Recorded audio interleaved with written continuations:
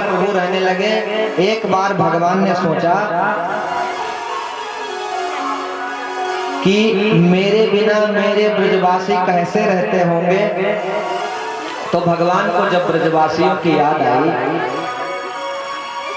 बोलिए वृंदावन बिहारी लाल की जय। जब कन्हैया को ब्रजवासियों की याद आई तो सोचने लगे अपने दुख का कारण किसे बताऊं।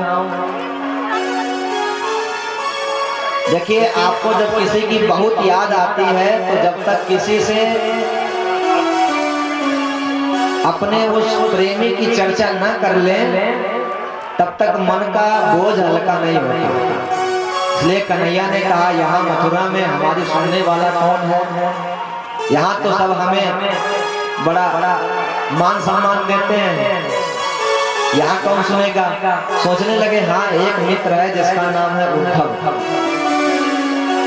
उद्धव जी से अपनी विरह वेदना को सुनाने लगे और कहा, प्रिय मित्र उद्धव, मैं जब से यहाँ आया हूँ हमारे ब्रजवासी न जाने किस प्रकार से रह रहे होंगे। हमारी गोपियां शायद उनके प्राण बचे हैं कि प्राण त्याग दिए हैं, और यदि प्राण बचे भी होंगे तो एक ही आशा में जी रही होंगी कि मैंने उन्हें वचन दिया था कि मैं वापस आऊंगा, तो यही आशा लेकर के जी रही होंगी। प्रिय मित्र उद्धव, मैं ये चाहता हूँ तुम एक बार जा करके हमारे ब्रजवासियों को समझा, ज्ञान का उपदेश दे।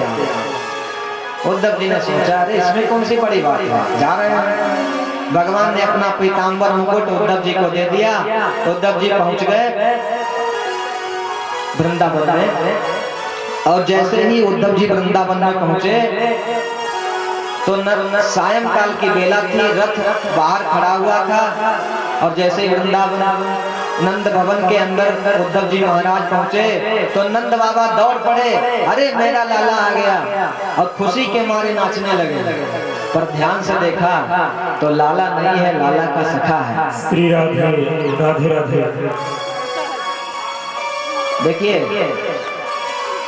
आपका कोई प्रिय सगा यदि बाहर गया हो कहीं दूर, अब वो ना आए, उसका कोई साथी भी आ जाए, फिर भी बहुत खुशी हो जाती है। नंद बाबा ने कहा, चलो कोई बात नहीं, हमारा लाला नहीं आया, कोई तो आया उसका समाचार देने के लिए। नंद बाबा ने उद्धव जी को स्नान कराया, भोजन आदि करवाया, विश्राम कराया।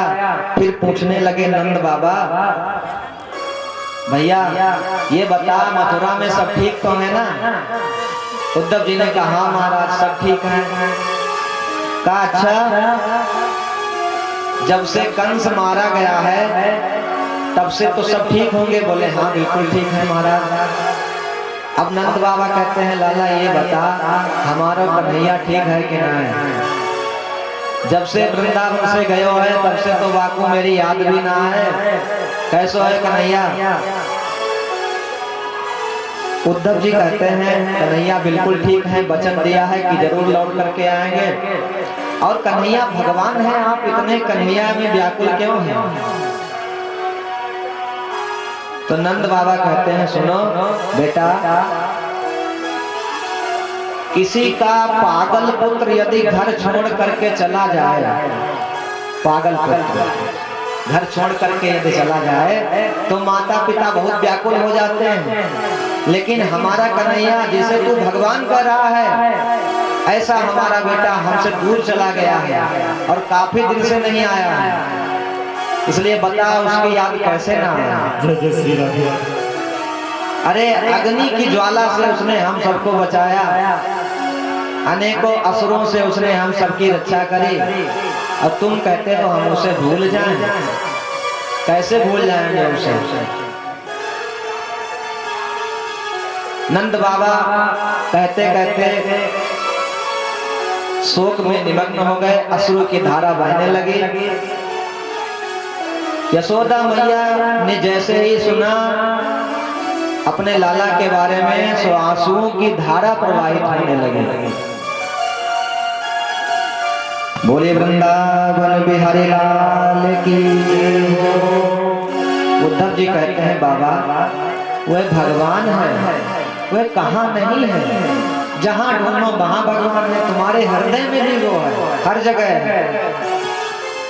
नंद बाबा ने कहा ये तो ठीक है कि हर जगह है, लेकिन आप यदि किसी प्यासे को पानी का उपदेश देने लगो कि पानी कहाँ नहीं है, तुम्हारे भीतर भी पानी है।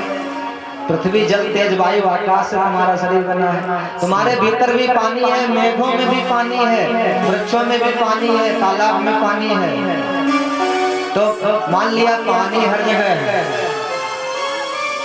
श्री राधे हरि आएंगे हरि आएंगे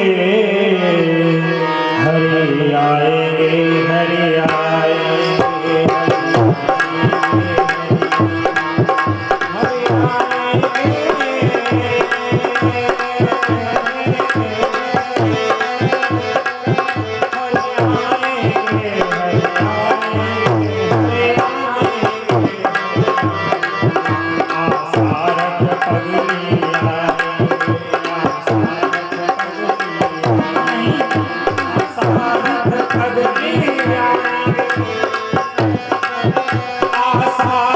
पगली आएंगे आसारक पगली आएंगे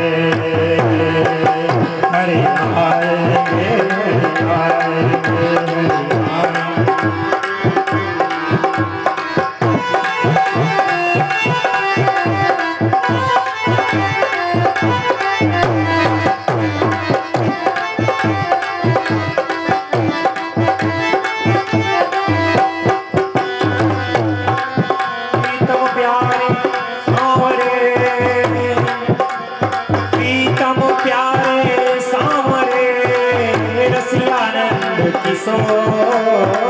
रसियानंद किशोर अधम हरि चरणन पर्यो